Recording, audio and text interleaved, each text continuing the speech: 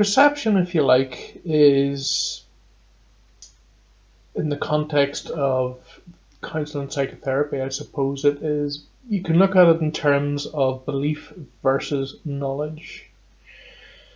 Perceptions really come from beliefs that we have about ourselves, the world, and people in the world. And the thing about it is, these are laid down in early life with us, and sometimes we can take up beliefs as children that help us cope in difficult situations, but then years and years later we're still holding on to that belief, and it's not always helpful, or it's not always relevant even when you're in adulthood.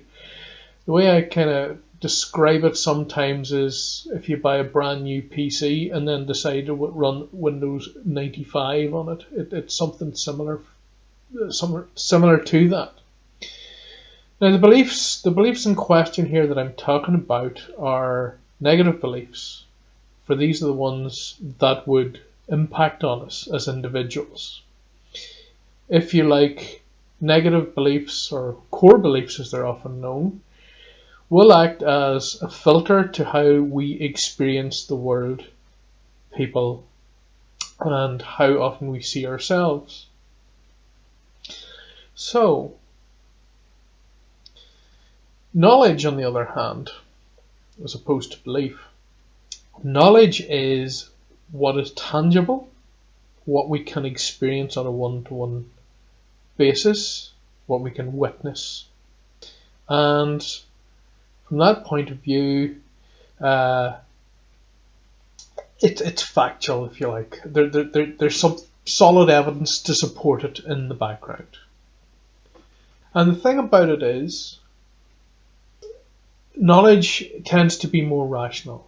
So if you do have negative beliefs, and these negative beliefs then generate the perception you have of given situations, this can make life very difficult. And there are major contributing factors to both depression and anxiety, depending on the nature of the belief in question. So, for example, if we take it that my name is Bob, okay, so my name is Bob, and I have a core belief that people are cruel. So that's a generalized belief that all people are cruel, or potentially more likely to be cruel than they are to be decent human beings, if you like. So that's going to cause a filter. So when I go into a situation where I meet new people, that is going to give me the perception of perhaps suspicion of these new people. The simple reason is I hold this deeply held belief that people are cruel.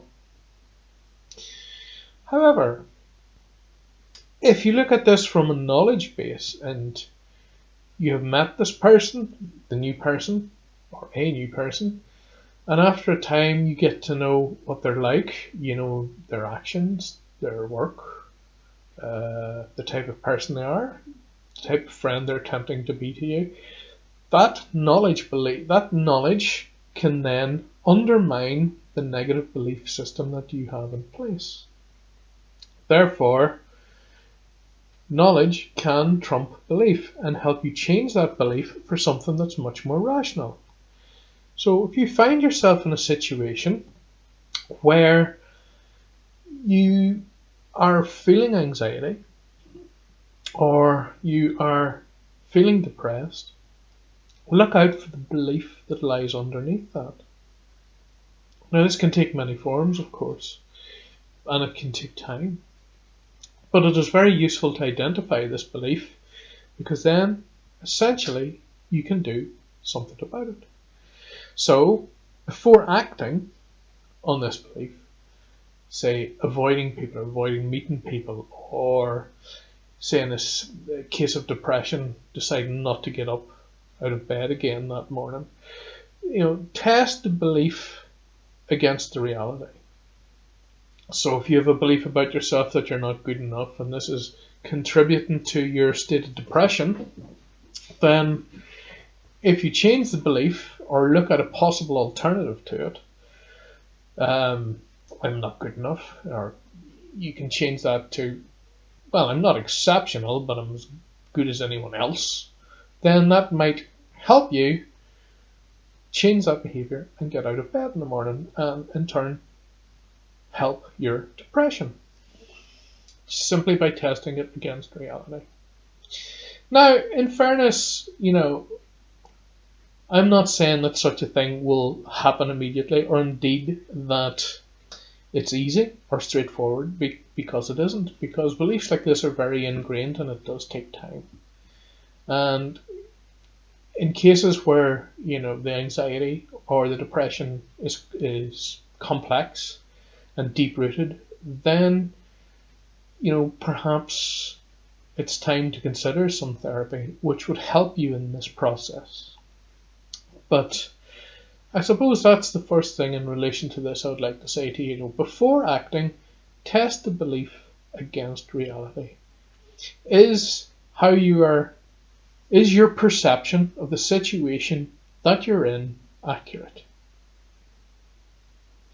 And you just ask the question in your head, and then look at the situation and look at the variables and ascertain what the reality is. Indeed, if you have somebody close to you, you can get them to help you with that and test the negative thoughts that are coming into your head because of this ingrained belief. And that leads me then into number 2, which is behaviour.